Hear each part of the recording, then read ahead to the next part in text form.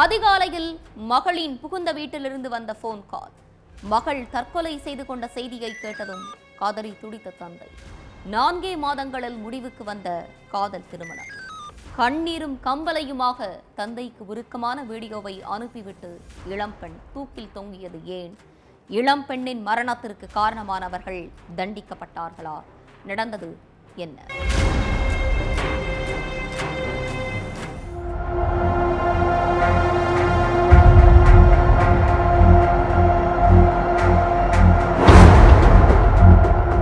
விருப்பத்தை மீறி மகள் கல்யாணம் பண்ணிக்கிட்ட கோபம் இருந்தாலும் பிடிச்சவனோட வாழ்ந்துட்டு இருக்கான்னு நிம்மதியா இருந்திருக்காங்க பெற்றோர்.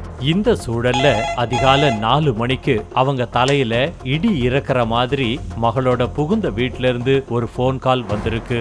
உங்க பொண்ணு தூக்கு போட்டு செத்துட்டா, வந்து சடலத்தை தூக்கிட்டு போங்கன்னு தெனாவட்டா சொல்லியிருக்காங்க இளம் பெண்ணோட நாத்தனார் கதீஜா. அதை கேட்டதும் பதற்றமான தந்தை சலீம், என்னமா சொல்றீங்க, என் மகளுக்கு என்னாச்சு அப்படின்னு கேட்டிருக்காரு. ஆனா எதிர்முனையில பேசினவங்க என்னன்னு முழுசா சொல்லாம படக்குன்னு போனை கட் பண்ணியிருக்காங்க. அதுக்கு பிறகு உத்தரப்பிரதேச மாநிலம் மொராதாபாத்ல உள்ள மகள் வீட்டுக்கு போய் பார்த்தப்ப ஆசையா பெத்து வளர்த்த மகளை சடலமா கிடந்ததை பார்த்து முகத்திலையும் மார்புலையும் அடிச்சுக்கிட்டு கதறி அழுதிருக்காரு சலீம்.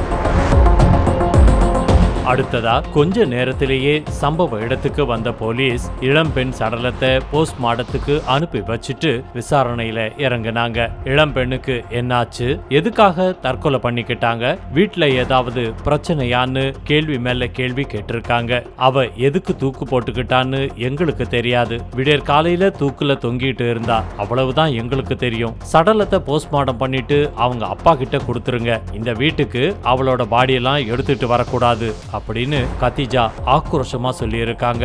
அவங்க பேச்சுல ஒருவித திமிரையும் கொலவெறித்தனத்தையும் பார்த்த போலீஸுக்கு இளம்பெண் மரணத்துல சந்தேகம் ஏற்பட்டு இருக்கு. உண்மையாவே இளம்பெண் தற்கொலை தான் பண்ணிக்கிட்டாங்களா, இல்ல யாராச்சும் கொலை பண்ணிட்டு தூக்குல தொங்க விட்டுருக்காங்களான்னு சந்தேகம் வந்திருக்கு. அப்போ மகள் உயிர் இழந்ததை தாங்க முடியாம அழுதுகிட்டு இருந்த சலீமோட போன் கீழே விழுந்த நிலையில வாட்ஸ்அப்ல வந்த ஒரு வீடியோ பிளே ஆகி இருக்கு. அத பார்த்ததும் சலீம் ஐயோ ஐயோன்னு கதறி இருக்காரு. முன்னாடியே போனை பார்த்திருந்தா என் மகள் உயிரோட இருந்திருப்பாளோன்னு கதறி இருக்காரு. அப்பதான் இளம்பெண் தற்கொலை தான் பண்ணி இருக்காங்க அப்படிங்கிறது உறுதியாயிருக்கு. எப்படின்னா இளம்பெண் தற்கொலை பண்ணி இருக்கிறதுக்கு முன்னாடி தன்னுடைய அப்பா சலீமுக்கு ஒரு வீடியோ அனுப்பி இருக்காங்க. அதுல கணவன் வீட்டுல என்ன ரொம்ப டார்ச்சர் பண்றாங்க, உங்களையும் அசிங்கப்படுத்தி கல்யாணம் பண்ணிக்கிட்டேன், இதுக்கு மேல நான் உயிரோட இருக்க கூடாதுன்னு முடிவு எடுத்துட்டேன், மிஸ் யூ பான்னு இருந்திருக்கு. அதுக்கப்புறம் வழக்க வேற கோணத்துல விசாரிக்க ஆரம்பிச்ச காவலர்கள் இளம்பெண் வீட்டுல உள்ளவங்களை கஸ்டடியில எடுத்து விசாரிச்சிருக்காங்க. அதுலதான் இளம்பெண்ணோட விபரீத முடிவுக்கு என்ன காரணம்ங்கிறது வெளிச்சத்துக்கு வந்திருக்குது. மொராதாபாத்தை சேர்ந்த 23 வயசான அம்ரீனும் அதே ஊரை சேர்ந்த ஜுனைட்டும் காலேஜ்ல படிக்கிற நேரத்துல இருந்து லவ் பண்ணிட்டு இருந்திருக்காங்க. இவங்க 2 பேரோட காதல் விஷயம் அவங்க வீட்டுக்கு தெரிய வரவே அம்ரீனின் வீட்டுல காதலுக்கு எதிர்ப்பு தெரிவிச்சிருக்காங்க. ஆனா கல்யாணம் பண்ணா அவனை தான் கல்யாணம் பண்ணுவேன்னு ஒத்த கால்ல நின்னு இருக்காங்க அம்ரீன். அப்ப கூட மகளுக்கு ஜுனைட்டோட கல்யாணம் பண்ணி வைக்க முடியவே முடியாதுன்னு சொல்லியிருக்காரு தந்தை சலீம். வீட்டுல நடந்ததை பத்தி தன்னுடைய காதலன் ஜுனைட் கிட்ட சொல்லவே 2 பேரும் வீட்டை விட்டு வெளியேறி கல்யாணம் பண்ணிக்கிட்டாங்க. அதுக்கு பிறகு மாமியார் வீட்டுல வாழ்ந்துகிட்டு வந்த அம்ரீனை கணவர் ஜுனைட் அன்பா பாத்துக்கிட்டு இருந்திருக்காரு. ஆனா ஜுனைட்டோட அம்மா அப்பா நாத்தனார் கதீஜா அவங்களுக்கெல்லாம் அம்ரீனை சுத்தமா பிடிக்கல. இதுக்கு நடுவுல அம்ரீன் மாசமான நிலையில அவங்களுக்கு 2 வாரத்திலேயே அபார்ஷன் ஆகியிருக்கு.